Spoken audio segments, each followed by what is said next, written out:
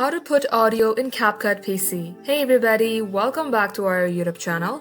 In today's video, you will learn how you can put audio or music to your CapCut videos.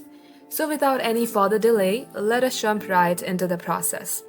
Head over to your CapCut application and select a project that you would like to add audio for. As you do so, there are a couple ways you can add audio to your videos. The first thing you can do is click onto audio just beside the media option. Here you can search for any name of the artist or song and add your audio from there. Second way you could do it is by clicking onto the import option, and you can import your audio from your device or gallery just like you imported this particular video. In case you would like to add audio right away, you can also record your own voice by clicking onto this microphone icon. This will allow you to record your voice and you can place your audio wherever you like. Just like so, this is how you can do it. Thank you for watching the video till the very end.